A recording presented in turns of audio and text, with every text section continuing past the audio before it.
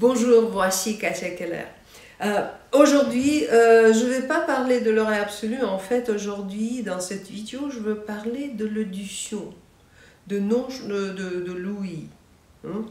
Et en recevant beaucoup d'emails, j'ai remarqué que les dernières années, il y a de plus en plus de mails concernant des problèmes liés à l'audition.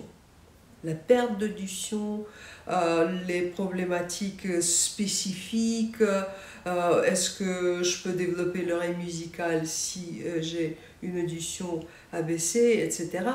C'est un peu inquiétant en fait, parce que je pense que c'est une question de l'écologie auditive, si vous voulez.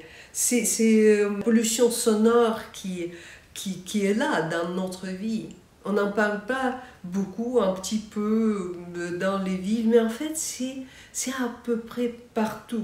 Pour commencer, avez-vous remarqué, moi, je pense que c'est vraiment la différence entre le volume du film et de la pub qui va à travers ce film. Bon, c'est vraiment énorme. Du coup, les pubs sont vraiment très forts, le volume.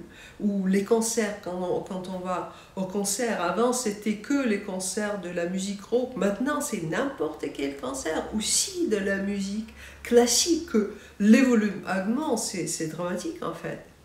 Et bon, comme dit, le nombre de ces questions s'est augmenté. Moi, je fais comparaison avec même une situation où d'ici 5 ans, disons, hein, à l'époque, c'était aussi, j'ai enseigné de même manière, l'oreille absolue, c'était pas du tout le même nombre.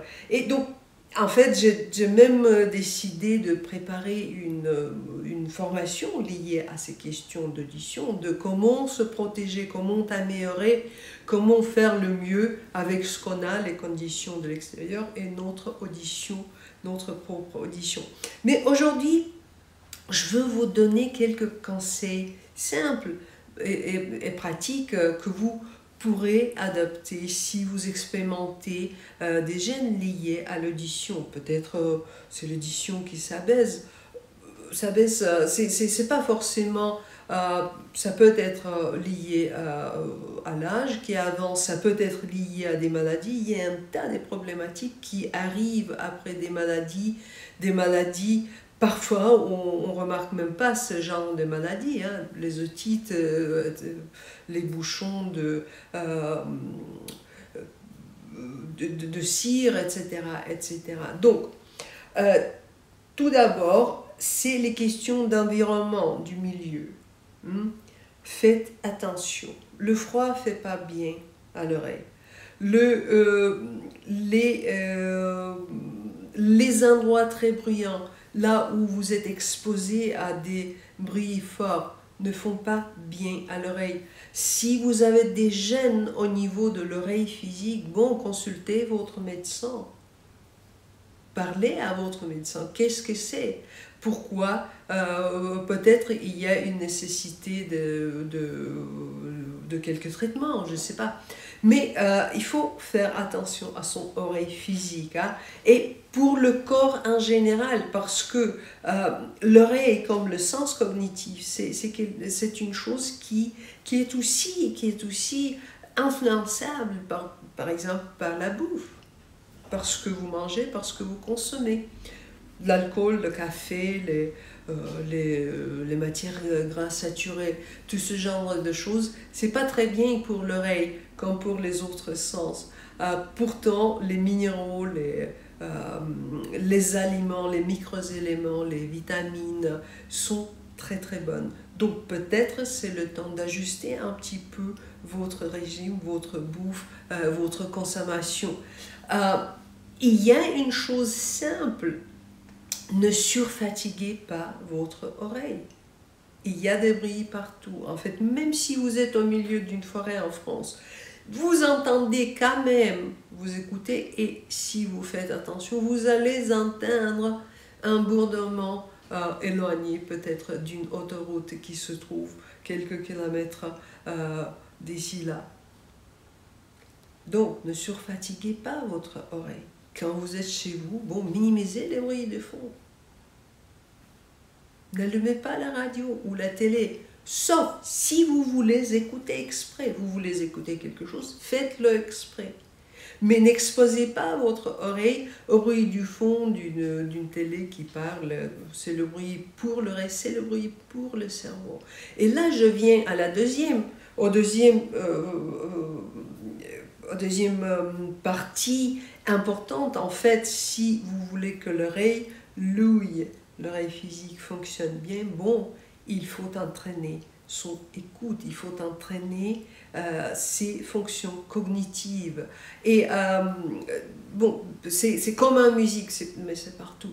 C'est le corps qui suit le cerveau. Donc, s'il y a une perte d'audition ou un risque de perte d'audition ou une peur de perte d'audition, bon, travaillez la cognition. Hein, parce que l'audition et l'écoute, c'est pas deux choses égales. L'écoute, c'est une chose qu'on peut maîtriser. L'écoute, c'est une chose qui est vraiment, c'est à nous. C'est une chose à réclamer, c'est notre pouvoir. L'audition physique, bon, c'est quelque chose qui sont influençables par les conditions de l'extérieur, par les conditions de la réalité physique. Mais pour l'écoute, oui, vous êtes le maître de votre écoute. Pensez, Ludwig van Beethoven, il a écrit ses meilleures sonates en étant pratiquement sourd de deux oreilles. Mais ces sonates, c'est des chefs-d'œuvre, parce qu'il restait quand même le maître de son écoute intérieure. Hein?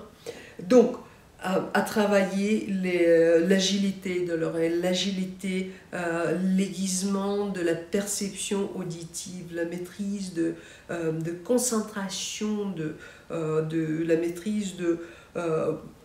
est-ce que c'est les sons qui vous attaquent ou bien vous décidez ce que vous écoutez. Les acouphènes, la problématique très extrêmement répandue en fait parmi les musiciens professionnels. Bon, c'est quelque chose qui se traite pas au niveau des médicaments, mais on peut relativement facilement surmonter cette problématique en ajustant la cognition et en maîtrisant l'attention auditive. Donc réfléchissez sur toutes ces choses et utilisez ces conseils. Protégez-vous.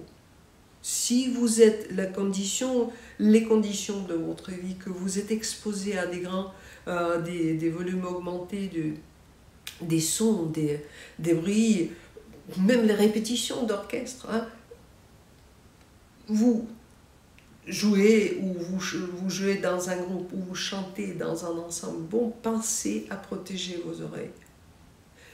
Si vous pouvez vous déplacer, déplacez-vous. Si c'est pas possible, bon, protégez les oreilles. Procurez-vous en paire des bouchons de protection. Mais pas c'est la 50 centimes de la pharmacie. Ça, c'est pas bien. C'est comme des bouchons, vraiment. Non, à 15-20 euros, vous pouvez procurer des bons bouchons de protection qui vont abaisser le volume. Pourtant, vous continuez, vous entendez ces genres de choses. Si vous voyagez en avion, bon, utilisez les bouchons d'oreille pour abaisser, pour ne pas surfatiguer votre oreille. Donc, prenez soin de votre oreille. Mais aussi, bon, je sais que les questions de l'audition physique, bien sûr, c'est des questions individuelles, c'est des questions délicates, spécifiques. Et c'est pour ça que je vais en fait passer cet après-midi à côté de mon chat. Donc je vous invite de m'adresser vos questions. Vous pouvez venir sur cette page ici, il y a un bouton vert. Vous pouvez me contacter et me poser vos questions directement. Je vais vous répondre, donc je vous invite à le faire. Et ça peut être tout lié à l'audition, à l'ouïe physique et l'écoute, l'oreille intérieure, comment ça se lier dans votre cas spécifique. On peut le discuter. Je donne un exemple. À un moment donné, un de mes clients de coaching personnel, il m'a posé cette question. Il m'a dit, bah, tous les jours au boulot, on fait les réunions dans une certaine salle de réunion. Et j'ai remarqué qu'il y a une personne en particulier à qui je parle. Quand il parle, je l'entends mal, je comprends mal de ce qu'il dit. Et est-ce que c'est mon audition qui est abaissée? Dois-je m'inquiéter? Moi, je dis, bon, c'est difficile à dire, bah, il faut tester. Peut-être c'est juste la question de placement dans cet espace. Ça, c'est la loi d'acoustique. Il y a dans tous les espaces renfermés, il y a toujours quelques points sourds où on n'entend carrément rien.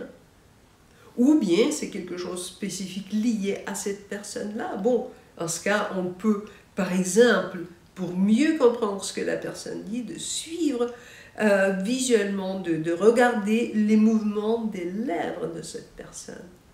Drôlement, cette chose facile à faire, c'est quelque chose qui nous aide à comprendre. Et comment ça se passe? C'est parce que quand on le fait, on se connecte au niveau empathique à la personne, notre corps, sous-consciemment, intuitivement, commence à répliquer en fait ces micro-mouvements autour des muscles, tout autour de la cavité buccale, et le cerveau tout de suite capte mieux.